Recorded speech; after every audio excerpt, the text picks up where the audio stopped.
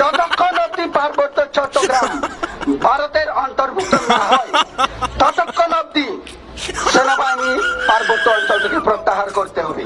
আরে বোকা পাঠা, এটা কোনোদিনই সম্ভব নয়। পুঁটি মাছের মতো অচিরেই মারা পড়বি। একটু চুপ কর, আমি একটু বলি কি কি সমস্যা হবে। 1. বাংলাদেশের জন্য প্রভাব।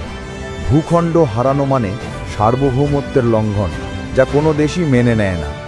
বাংলাদেশের দক্ষিণ পূর্ব সীমান্ত ছোট হয়ে যাবে। কৌশলগত দিক থেকে পার্বত্য চট্টগ্রাম হারালে বাংলাদেশের নিরাপত্তা ও প্রতিরক্ষা দুর্বল হয়ে যাবে। প্রাকৃতিক সম্পদ এবং পানির উৎস, কারণ অনেক নদীর উৎস সেখানেই, হারাবে।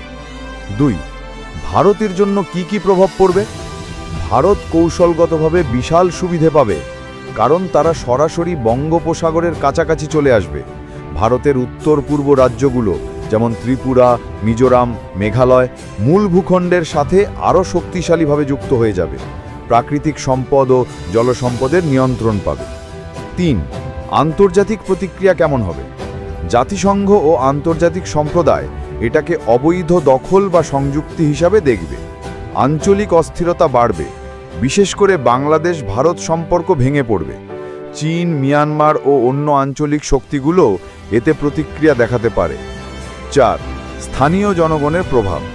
চাকমা, মারমা, ত্রিপুরা সহ স্থানীয় পাহাড়ি জনগণকে আবার নতুন শাসন কাঠামোর সাথে মানিয়ে নিতে হবে। তারা সাংস্কৃতিক ও রাজনৈতিকভাবে অনিশ্চয়তায় পড়বে। বিদ্রোহ বা প্রতিরোধের ঝুঁকি তৈরি হতে পারে।